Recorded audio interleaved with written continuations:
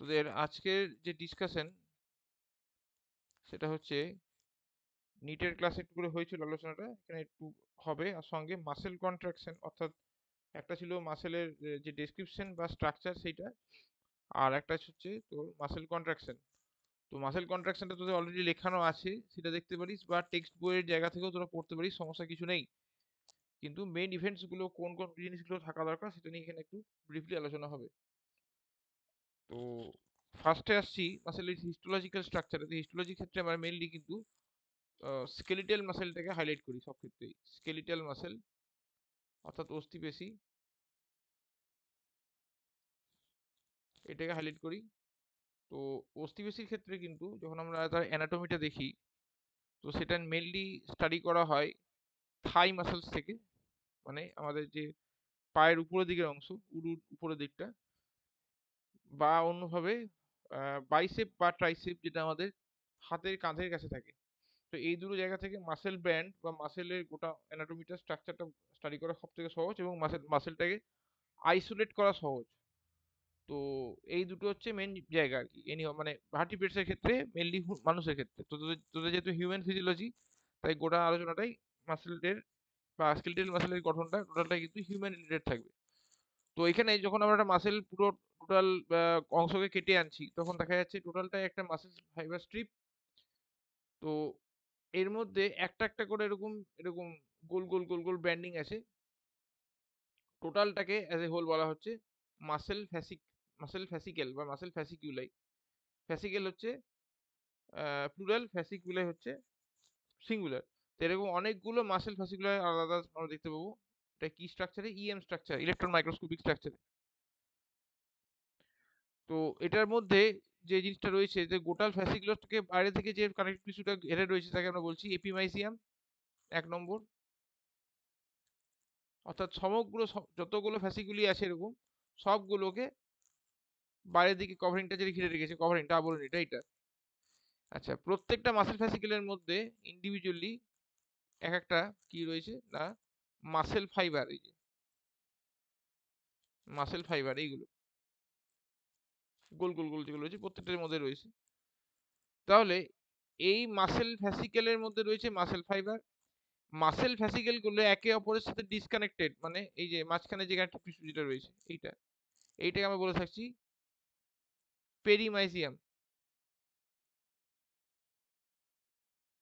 2 নম্বর। তাহলে একটা হলো এপিমাইজিয়াম, একটা হলো পেরিমাইজিয়াম। এবার মাঝে যে মাসেল ফাইবার গুলোর মধ্যেখানে যে টিস্যুটা রয়েছে, এই সাদা সাদা যে অংশটা, এই মাঝখানের গ্যাপ গুলো, এই যে এখানে দেখানো হয়েছে দেখ, মাঝখানে যে গ্যাপ গুলো, এটাকে বলা হচ্ছে কি 3 নম্বর, এন্ডোমাইজিয়াম। তাহলে বাইরে থেকে যখন ভেতরে যাচ্ছি, ফার্স্ট হচ্ছে এপি, that actually surrounds all the muscle fasciculus together. Next, the muscle fasciculi are separated by connective tissue layering called perimysium, and finally each of the muscle fiber are separated from each other by endomysium. বাংলায় বললে সমগ্র muscle ফ্যাসিকেলটা একটা covering বা যোগ করা দ্বারা আবৃত, তাকে বলা হচ্ছে এপিমাইজিয়াম। এই ফ্যাসিকুলি গুলো একে অপরের থেকে মানে বিচ্ছিন্ন হিসেবে রয়েছে বা পৃথক হিসেবে রয়েছে, তাকে আমরা বলছি পেরিমাইজিয়াম। এবং প্রত্যেকটা মাসেল ফ্যাসিকুলি কতগুলো মাসেল ফাইবার দ্বারা গঠিত, যেগুলোকে আমরা চলতি কথা বলছি অনেক সময় মাসেল সেল। তাহলে সেইগুলো একে অপরের থেকে পৃথক রয়েছে কারণ তারা এন্ডোমাইসিয়াম দেওয়ার। এটা হচ্ছে অ্যানাটমিক্যাল যে অংশটা, অ্যানাটমি। এবার প্রত্যেকটা মাসেল ফাইবারের মধ্যে এরকম ওই যে ছোট ছোট ছোট ফিলামেন্টের মতন অসংখ্য গঠন রয়েছে, এগুলো হচ্ছে myofibril. This are the this are the contractile segments, contractile segments বা সংকোচনের যে অংশ, সেটা হচ্ছে কোনগুলো, মায়োফাইব্রিল গুলো। তো মায়োফাইব্রিল গুলোকে যখন আমরা এবার ইএম এর আন্ডারে আনবো, তখন অনেকটা এগুলো কিন্তু পাইপের মতো দেখতে লাগে। ইএম গঠন মানে ইলেকট্রন মাইক্রোস্কোপের গঠন, কার? মায়োফাইব্রিলের। তাহলে এটা অনেকটা কিন্তু প্রত্যেকটা পাইপের মতো দেখতে লাগে, এবং মাঝখানে অনেক এই দাগ কাটা অংশ থাকে। আমি আসছি পরের ছবিতে।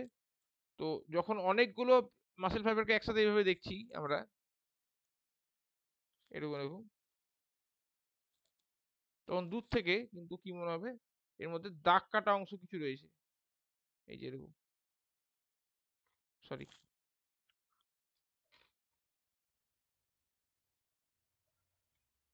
এরকম এরকম দাগ কাটা কাটা অংশ রয়েছে। এইগুলোকে তখন আমরা বলি কি স্ট্রাইসেন বা রেখা।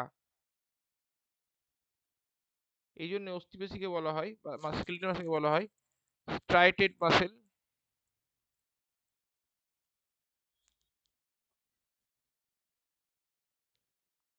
বা সরেখ পেশি।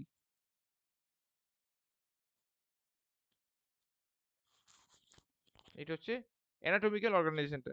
এবার যখন মায়োফাইব্রিলকে আমরা হিস্টোলজিক্যালি দেখবো বা তার গঠন যখন দেখবো, আচ্ছা এর মধ্যে কোনো প্রশ্ন থাকলে বল, যদিও নিটে এগুলো দেখেছিস একটু, যারা নিটে ছিলিস, যদি কোনো কোয়ারিজ থাকে বল, জাস্ট ব্রিফলি বলে বেরিয়ে যাবো।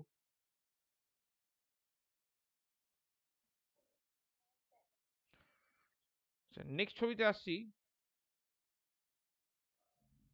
এটা ছবিটা দেওয়া হয়েছিল নিটের ক্লাসে, সেটা একটু জাস্ট ব্রিফ করে নেওয়া। প্রত্যেকটা মায়োফাইব্রিলকে আমরা এরকম কতগুলো এ ব্যান্ড, এ ব্যান্ড বা ডার্ক ব্যান্ড হিসেবে দেখি, আর তার পাশে এই যে ছোট ছোট অংশগুলো, এই যে আই ব্যান্ড লেখা আছে, এটাকে আমরা বলে থাকি আই ব্যান্ড। লেখা আছে তাও লিখে দিচ্ছি যাতে মনে থাকে, বা লাইট ব্যান্ড।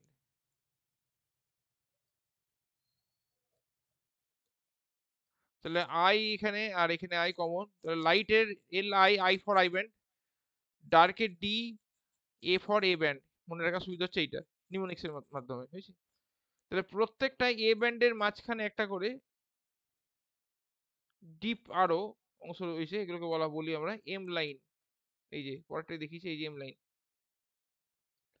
আর প্রত্যেকটা আই ব্যান্ডের মাঝে একটা করে ডিপ অংশ থাকে, এই যে জিগজ্যাগ আকারে দেখানো আছে, এটাকে বলছি আমরা জেড লাইন। দুটো জেড লাইন, তাহলে এইদিকে একটা জেড লাইন, এই যে একটা জেড লাইন, আর এই একটা জেড লাইন, দুটো জেড লাইনের মাঝখানে যে অংশটা, তাকে আমরা বলছি সার্কোমিয়ার। তাহলে এই একটা জেড লাইন, এই একটা জেড লাইন, মাঝের যে অংশটা সেটা হচ্ছে আমরা সার্কোমিয়ার। তাহলে এই সার্কোমিয়ারটা কিন্তু অ্যাকচুয়ালি মানে সংকোচনগত ইউনিট বা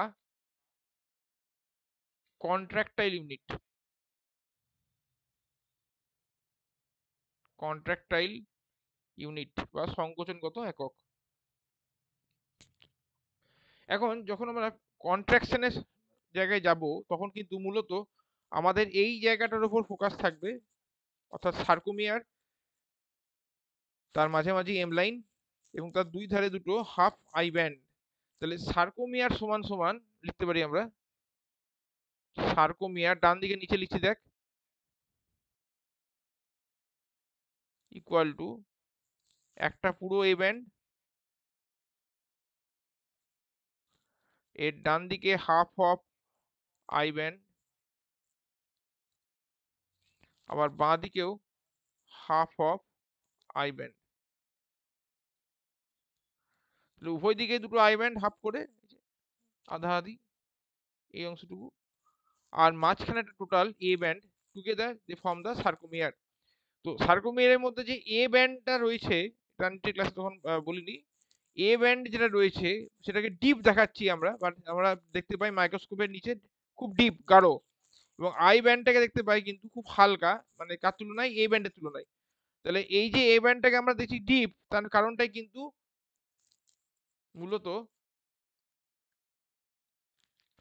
মায়োসিন।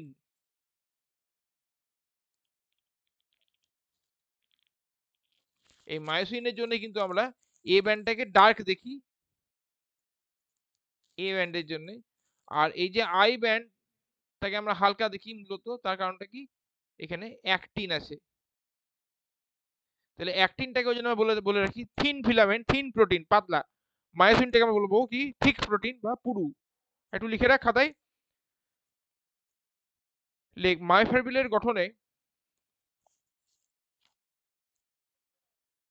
খাতা রেডি রাখবি সবসময়।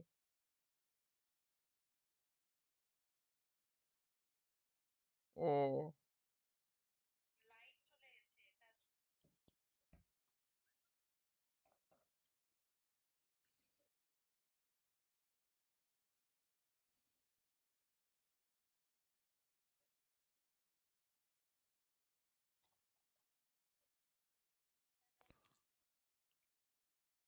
মায়োফাইব্রিলের গঠনের গাঢ় অংশটি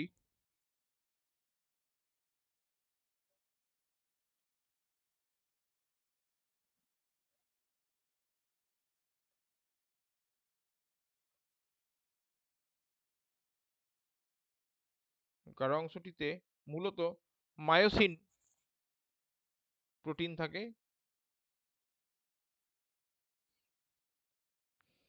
যার ফলে এটিকে গাঢ় দেখায়।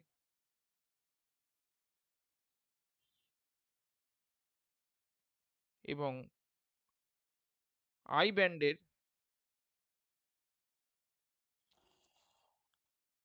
অংশটিতে অ্যাক্টিন থাকে, যার ফলে এটিকে হালকা দেখায়।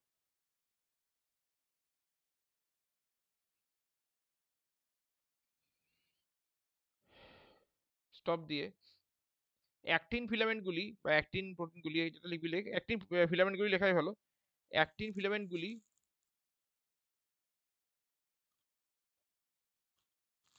অ্যাক্টিন ফিলামেন্টগুলির একটি অংশ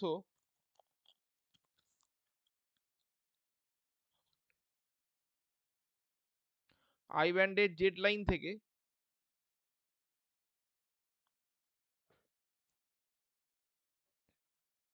প্রায় এ ব্যান্ডের মাঝ বরাবর এম লাইন পর্যন্ত চলে আসে। এই যে দেখ, এই জেড লাইন, মাঝখানে মাঝে ছবিটা দেখাচ্ছি, এদিকে জেড লাইন। তাহলে নীল যে অংশটা, নীলটা, এটা হচ্ছে অ্যাক্টিন। তাহলে অ্যাক্টিনটা জেড লাইন থেকে শুরু হয়ে এটা হচ্ছে, এইটা হচ্ছে আমার আমার এ ব্যান্ড। তাহলে এ ব্যান্ডের প্রায় মাঝামাঝি পর্যন্ত চলে এসেছে, মিডিল এম লাইনের কাছাকাছি, পুরো টাচ করেনি কিন্তু। ঠিক যেমন আমাদের কোষ বিভাজনের সময় সেই ইন্টার ক্রোমোজোমাল যে স্পিন্ডেল তন্তুগুলো ছিল, মানে স্পিন্ডেলকে সেন্ট্রোজোম থেকে বেরিয়ে আসতো কিন্তু কোনো ক্রোমোজোমকে টাচ করতো না, এখানেও ঠিক তাই। অ্যাক্টিনগুলো বেরিয়ে আসছে জেড লাইন থেকে দুদিকে দুটো আই ব্যান্ডের, কিন্তু তারা যে সার্কোমিয়ারের বা এ ব্যান্ডের মাঝ বরাবর এম লাইনের কাছাকাছি চলে এলো, তারা একে অপরকে টাচ করবে না, ঠিক যেন মায়োসিনের উপর ঝুলে থাকবে। আচ্ছা, কোনো প্রশ্ন থাকলে বল, নেক্সট স্লাইডে চলে যাবো, কন্ট্রাকশনে চলে যাবো।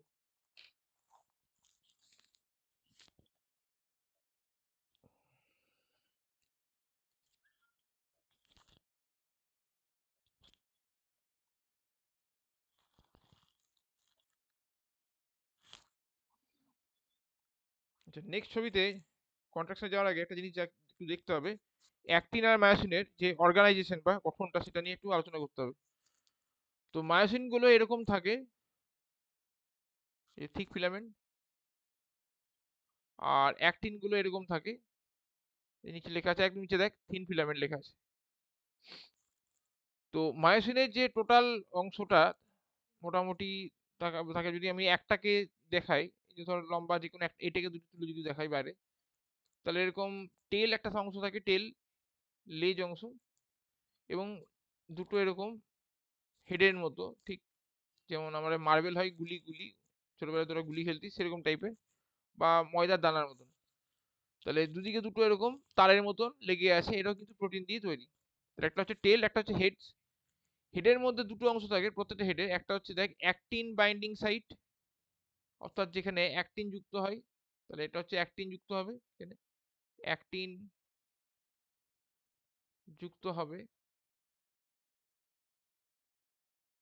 এবং আরেকটা হচ্ছে দেখ মায়োসিন এটিপিএস সাইট, তাহলে এখানে এটিপিএস মানে কোনটা বোঝাচ্ছে, এটিপি যুক্ত হওয়ার এই অংশটা, তাহলে এখানে এটিপি যুক্ত হবে। এটিপিএস কেন বলছি, এটিপি কে ভাঙতে যে উৎসেচকটা হেল্প করে তাকে বলা হয় এটিপিএস, এটিপি যুক্ত হবে।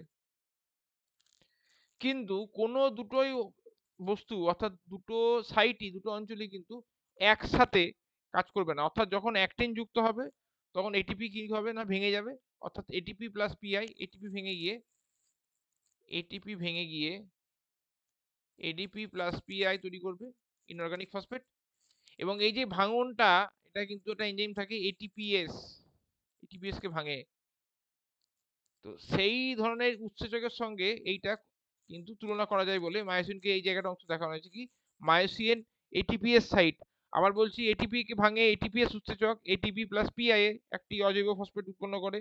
এবার যেহেতু এই এটিপিএস ধরনের উৎসেচকের সঙ্গে মায়োসিনের যে অংশটাতে এটিপি যুক্ত হয় তার অ্যাক্টিভিটি বা তার সক্রিয়তার সঙ্গে প্রায় সামঞ্জস্য রেখে কাজ করছে, তাই একে বলা হচ্ছে মায়োসিন এটিপিএস সাইট। তোরা সরাসরি লিখতে পারিস এটিপি যুক্ত হওয়া অঞ্চল, তাও লিখতে পারিস, কোনো সমস্যা নাই যদি পরীক্ষায় প্রশ্ন থাকে। তো প্রত্যেকটা মাথার হেডকে আমরা এক একটাকে বলে থাকি, এক একটাকে বলা হয় ক্রস ব্রিজ। ক্রস ব্রিজ, তার কারণটা হচ্ছে এই হেডগুলোই কি করবে, উপরে অ্যাক্টিন যখন আসবে অ্যাক্টিনের সঙ্গে লাগবে, নিয়ে ব্রিজ গঠন করবে একটা যেন। তাহলে এইটা থাকবে, মাথার উপরে থাকবে অ্যাক্টিন, নিচে থাকছে মায়োসিন। তাহলে এইটাই হচ্ছে মায়োসিন হেড, বা আমরা বলতে পারি যে ক্রস ব্রিজ, অর্থাৎ যেটা অ্যাক্টিনের সঙ্গে মায়োসিনকে সেতু বন্ধনের দ্বারা যুক্ত করছে তাকে বলা হচ্ছে ক্রস ব্রিজ। অন্যদিকে অ্যাক্টিনটাকে যদি আমরা দেখি, অ্যাক্টিনটা কিন্তু থিন ফিলামেন্ট, আগে বলেছি। তাহলে অ্যাক্টিন গুলো কিন্তু এরকম গোল গোল গোল গোল গ্লোবিউলার প্রোটিন, খেয়াল রাখবি অ্যাক্টিন কিন্তু গ্লোবিউলার প্রোটিন।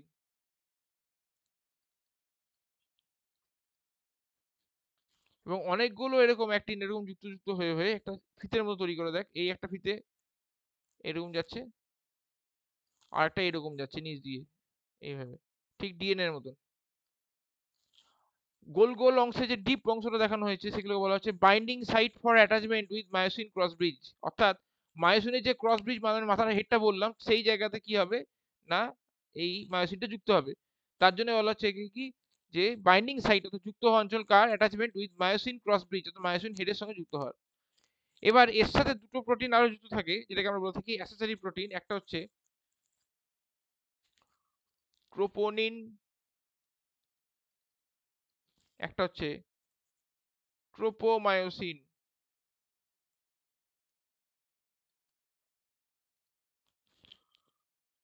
তো ট্রোপোমায়োসিনটা হচ্ছে ফিলামেন্টাস, ফিলামেন্টের মতন। কিন্তু ট্রোপোনিনটা হচ্ছে আবার ওই অ্যাক্টিনের মতন গ্লোবিউলার। অ্যাক্টিনটা ছিল গ্লোবিউলার, মায়োসিনটা কিন্তু ফিলামেন্টের মতন, ফিলামেন্টাস প্রোটিন বলা হয়, ফিলামেন্টের মতন, ফিলামেন্টাস। একদম বাঁ দিক উপর লিখছি দেখ।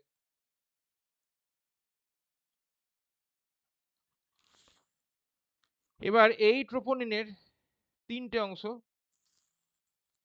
জাস্ট জেনে রাখ, তাহলেই হবে, ডিটেল নেই। টিএনটি, ট্রোপোনিনকে সরল লিখি টিএন দিয়ে, টিএনসি, আর হচ্ছে টিএনআই। টি মানে হচ্ছে যেটা লাগবে এই ট্রোপোমায়োসিনের সাথে, সি মানে হচ্ছে যেটা লাগবে ক্যালসিয়ামের সাথে, তবে সেটা অ্যাক্টিভ হবে। আই মানে হচ্ছে ইনহিবিটরি, অর্থাৎ যেটা লাগলে আর কোনো কাজই করবে না। তাহলে এই দুটোই কিন্তু হচ্ছে আমার অ্যাসেসরি প্রোটিন বা সাহায্যকারী প্রোটিন। অ্যাসেসরি প্রোটিন কিসের, পেশি সংকোচনে। তাহলে এই দুটো প্রোটিন ছাড়া যেমন পেশি সংকোচন হবে না, ঠিক একইভাবে অ্যাক্টিনের শুধু থাকলেই হবে না, অ্যাক্টিনের সাথে তারা কিন্তু ইন্টারঅ্যাক্ট করবে, যুক্ত হবে, তবে কিন্তু কি করবে না, আমার পেশি সংকোচন ঘটবে। একটু ব্রিফ করে দিই, যদিও ডিটেল নেই, ইভেন নিটেও নেই, তাও একটু বলে দিচ্ছি। ট্রোপোনিনকে আমরা একটু আগে বললাম টিএন দিয়ে শর্টে ডিনোট করি, শর্টে টিএন। তো যখন পেশি সংকোচন শুরু হয়নি তখন কি হবে, টিএনআই অ্যাক্টিভ থাকবে, ইনহিবিটর। তাহলে সেই মুহূর্তে কি হবে না, ট্রোপোনিন এর যে টি অর্থাৎ ট্রোপোমায়োসিনের সঙ্গে যুক্ত হওয়া যে অংশটা, সেটা ট্রোপোমায়োসিনকে এমন একভাবে সজ্জিত রাখবে যাতে করে ট্রোপোমায়োসিন অ্যাক্টিনের, এই যে দেখ অ্যাক্টিন বাইন্ডিং সাইটগুলোতে ব্লক করে দিয়েছে, মায়োসিন বাইন্ডিং সাইটগুলোকে ব্লক করে রেখেছে। আবার বলছি, ট্রোপোনিন যখন ইনহিবিটরি মানে টিএনআই যখন অ্যাক্টিভ থাকবে, অর্থাৎ পেশি সংকোচন শুরু হয়নি, তখন টিএনটি অর্থাৎ ট্রোপোনিনের যে অংশটা ট্রোপোমায়োসিনের সঙ্গে যুক্ত হয় তার সাথে যুক্ত হয়ে থাকবে। ফলে কি হবে, ট্রোপোমায়োসিনকে এমনভাবে সজ্জিত করবে যাতে করে ট্রোপোমায়োসিন অ্যাক্টিনের সেই অংশগুলোকে ঢেকে রাখতে পারে, এই যে ফিলামেন্টটা দেখ নিচের ছবিতে দেখ, ঘিরে রাখতে পারে, যেগুলো কি করবে মায়োসিনের হেডের সাথে যুক্ত হয়। তাহলে সেই অংশগুলো ঢাকা পড়ে থাকবে, অর্থাৎ সেখানে ক্রস ব্রিজ বা অন্যভাবে বলতে গেলে মায়োসিনের সাথে অ্যাক্টিন ইন্টারঅ্যাক্ট বা আন্তঃক্রিয়া করবে না।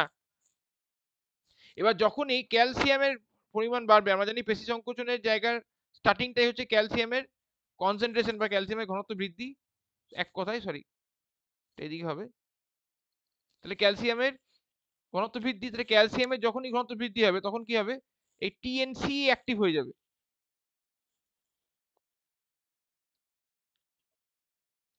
টিএনসিটা অ্যাক্টিভ হয়ে যাবে। টিএনসি অ্যাক্টিভ হলেই তখন কি হবে, টিএনআই ইনহিবিটর বন্ধ হয়ে গেল। তখন কি হবে, এই ট্রোপোনিন ট্রোপোমায়োসিনের সাথে এমনভাবে ইন্টারঅ্যাক্ট করবে যাতে করে ট্রোপোমায়োসিন ওই অঞ্চলগুলো থেকে সরে চলে যায়। অর্থাৎ এইটা তো ট্রোপোমায়োসিন, তাহলে ট্রোপোনিন সি অ্যাক্টিভ হলে ট্রোপোনিন টিটা এমনভাবে ট্রোপোমায়োসিনকে ধরবে বেঁধে যাতে করে ট্রোপোনিন কি করবে না, ট্রোপোমায়োসিনকে অ্যাক্টিনের ওই মায়োসিন বাইন্ডিং অঞ্চল থেকে সরিয়ে দেবে, এইগুলো জায়গাগুলো থেকে সরিয়ে দেবে, এই যে এইগুলো থেকে। তাহলে এই জায়গাগুলো যখনই ফ্রি হয়ে গেল তখনই কিন্তু কি করবে, পেশি সংকোচন শুরু হবে, অর্থাৎ মায়োসিনের সাথে অ্যাক্টিন যুক্ত হবে। প্রশ্ন থাকলে বল, এই জায়গাটা ডিটেল নাই, জাস্ট আইডিয়া দিয়ে রাখা।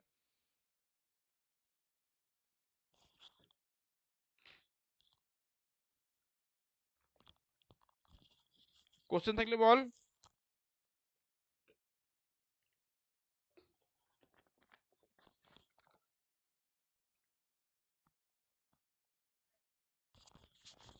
ওদিকে নীলোফা কি অনলাইন আছে না নেই?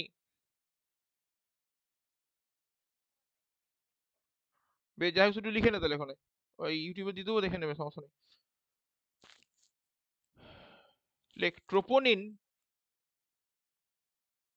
ব্র্যাকেটে টিএন, ছোট বড় হাতে টি এনটা পায়ে গেছে সাফিক্সে, ট্রোপোমায়োসিনের সাথে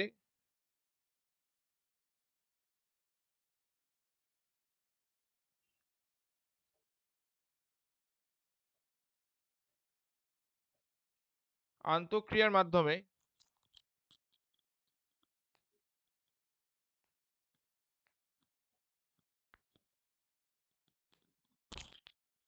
ট্রোপোমায়োসিনের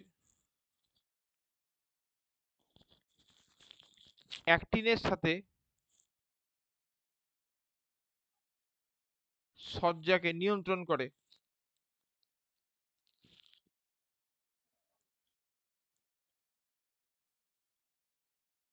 স্টপ দিয়ে, এর ফলে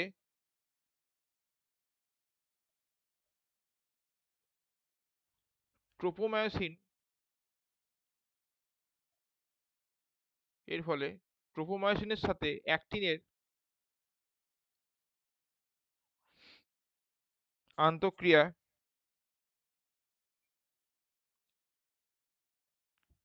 এর ফলে ট্রোপোমায়োসিনের সাথে অ্যাক্টিনের আন্তঃক্রিয়ার উপর অ্যাক্টিনোমায়োসিন, বাঁদিকে লিখছি, অ্যাক্টিনোমায়োসিন কমপ্লেক্স গঠন নির্ভরশীল হয়ে পড়ে।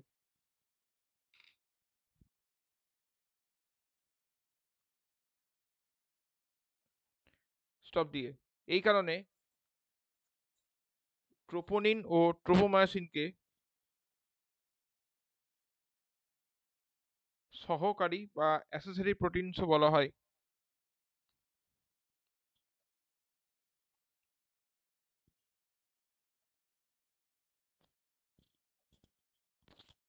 আচ্ছা, কন্ট্রাকশনের জায়গাটায় যাচ্ছি, ছবিটা যদিও আগে বলা মেনশন করা আছে।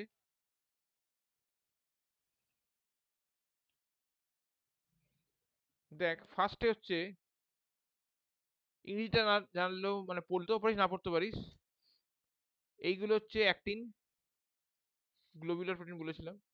আর এখানে শুধুমাত্র মায়োসিনের হেডটা নিয়ে আলোচনা হয়েছে, যেটা ওই নৌকার দ্বারের মতো কাজ করছে। তাহলে 1 নম্বর হচ্ছে দেখ এনার্জাইজড অর্থাৎ ATP split by myosin ATPase অর্থাৎ এটিপিটা ভেঙে গেছে এডিপি প্লাস পিআই, কি হচ্ছে এনার্জাইজড হয়ে গেছে, এটি এই এনার্জিটা মায়োসিনে কিন্তু স্থিতশক্তি হিসেবে সঞ্চিত আছে।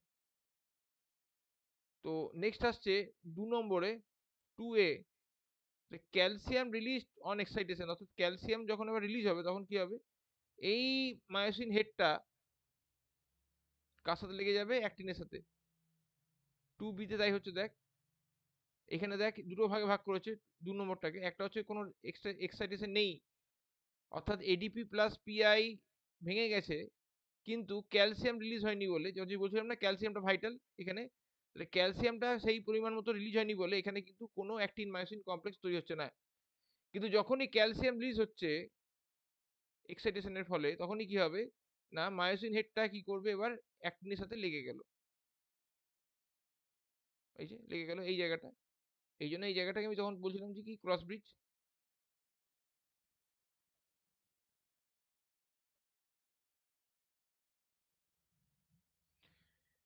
এবার 3 নম্বর স্টেপে এই যে এনার্জিটা রিলিজ সঞ্চিত ছিল এখানে এটিপি ভেঙে যাওয়ার জন্য, এই কি করবে, এই যে আর্মটা বাহুটাকে কিছুটা টিল্ট করবে, বেঁকাবে, ভাঁজ করবে, তারপরে কি হবে, এই মায়োসিন হেডটা বেঁকে গেছে দেখে যায়। তাহলে আগে ছিল এরকম পজিশনে, এখন সেটা চেঞ্জ হয়ে গেছে এরকম গিয়ে এইরকম পজিশন, টেরা হয়ে গেছে। তাহলে বেঁকে যাওয়ার ফলে কি হচ্ছে, এই অ্যাক্টিনোমায়োসিন কমপ্লেক্সের যে অংশটা এটা তো স্ট্রং হলো, তাহলে এটাকেই বলছি আমি কি পাওয়ার স্ট্রোক, যেটা আমি তোদের লিখিয়েছিলাম দেখবি। লাস্টে 4 নম্বরে এই জায়গাটা এখন আসছি না, পরে আসছি। 4 নম্বরে এই জায়গাটাকে আমি দুটো ভাগে ভাগ করতে পারি। একটা হচ্ছে যদি এটিপি ফ্রেশ এটিপি সাপ্লাই চলে আসে, আরটা হচ্ছে যেটা রাইগার মোটিসে পড়েছিলাম কন্ডিশনাল, অর্থাৎ শর্ত নির্ভর, যে এটিপি আমার সাপ্লাই বন্ধ হয়ে গেছে। তো এটা পরের বিষয়, এটা ম্যাক্সিমাম ক্ষেত্রে বেঁচে থাকা অবস্থায় থাকে ওটা হয় না।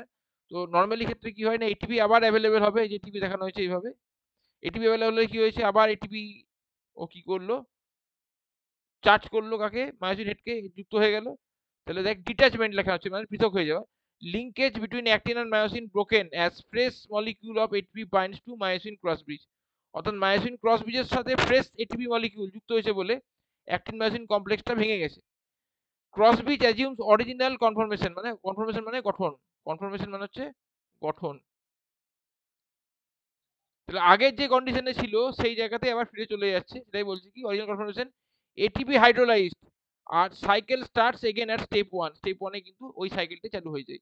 এইটাকে আমরা বলে থাকি কি ক্রস ব্রিজ সাইকেল। এই যে this is the cross bridge cycle. কেন বলছি না, ক্রস ব্রিজটা অর্থাৎ অ্যাক্টিন মায়োসিন কমপ্লেক্স এবারে গঠন হচ্ছে, এটিপি যখন ভেঙে গেল তখন নিজ সাথে সেই পুনরায় কি হলো, সে পাওয়ার স্ট্রোক করলো, পাওয়ার স্ট্রোক করার পরে সে পুনরায় কি হচ্ছে এটিপির সাথে যুক্ত হয়ে ওই সাইকেলটাকে আবার রিপিট করছে বলে, ওই ঘটনাগুলোকে বৃত্তাকারে রিপিট করছে বলে একে বলছি আমরা ক্রস ব্রিজ সাইকেল। এবার 2 নম্বর কন্ডিশনটা যদি যদি এরকম হয় যে আফটার ডেথ, আফটার ডেথ সেখানে এটিপি সাপ্লাই বন্ধ হয়ে গেছে, তাহলে এটিপি সাপ্লাই বন্ধ হয়ে গেলে কি অ্যাক্টিনোমাইসিন কমপ্লেক্সটা লেগে থেকে গেছে, তাকে বলেছি এই যে রাইগার কমপ্লেক্স অথবা rigor mortis complex, if no fresh ATP available অর্থাৎ নেই, after death actin and myosin remain bound in rigor complex, এটাকে বলা হচ্ছে রাইগার মটিস কন্ডিশন, রাইগার মটিস কন্ডিশন। এটাকে বলা হয় cross bridge cycle of muscle contraction. আবার একই দিকে বলা হবে কি, তোদের যেটা বলা হয়েছিল ওয়াক অ্যালং থিওরি বলা হতে পারে, ওয়াক অ্যালং থিওরি। বলার কারণ একটাই, মায়োসিন মাথাটা যেন মনে হচ্ছে, হেডটা যেন মনে হচ্ছে অ্যাক্টিনের উপর হেঁটে চলছে, তার জন্য একে বলা হচ্ছে কি না ওয়াক অ্যালং থিওরি। তো এই হচ্ছে ওভারঅল বিষয়টা। মাঝে মধ্যে তাসলিম কেটে গেছে, যদি কারো কোয়েরিজ থাকে তো একটু বলে দে, বল।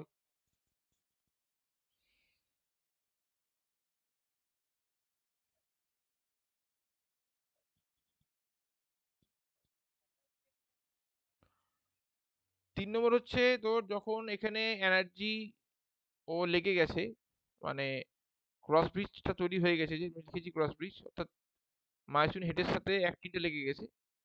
এবার কি হচ্ছে, এই যে এনার্জিটা এখানে স্থিত শক্তি বা পোটেনশিয়াল এনার্জি হিসেবে স্টোর ছিল, সেটা এবার কি করছে, একে ভিতর দিকে ঠেলছে, এই যে এই পজিশন থেকে এই পজিশনে, তাহলে ভিতর দিকে যদি ঠেলে, অর্থাৎ একটা খুব সহজভাবে ভাব, আহ, টেবিলের উপর খাতা রাখা আছে, মাঝখানে কতগুলো মার্বেল তুই ভরে দিলি,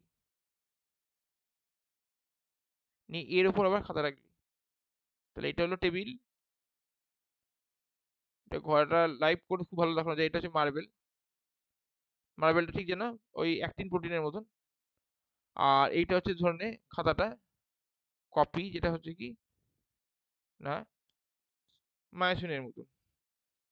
তাহলে খাতাটাকে এবার তুই যদি এর উপর ঠেলে দিস, দেখবি এই পজিশন থেকে সরে এইদিকে চলে এসছে। খাতাটা কি সরেছে আদতে না, মার্বেল গুলো গড়িয়ে গেছে। খেয়াল করে দেখ, মার্বেল গুলো গড়িয়ে গেছে, অর্থাৎ অ্যাক্টিনটা কিন্তু এখানে সরেনি, মায়োসিনটা ওকে স্ট্রোক করেছে বলে, ধাক্কা দিয়েছে বলে, এটাকে বলছি আমি পাওয়ার স্ট্রোক। পাওয়ার স্ট্রোক দেখা মানে দিয়েছে বলে ও কিন্তু কি হচ্ছে না, গোটা যে অ্যাক্টিনটাকে ঠেলে ভেতরের দিকে আনছে। ঠেলে ভেতরের দিকে আনবে কোনটায়, সার্কোমিয়ারে।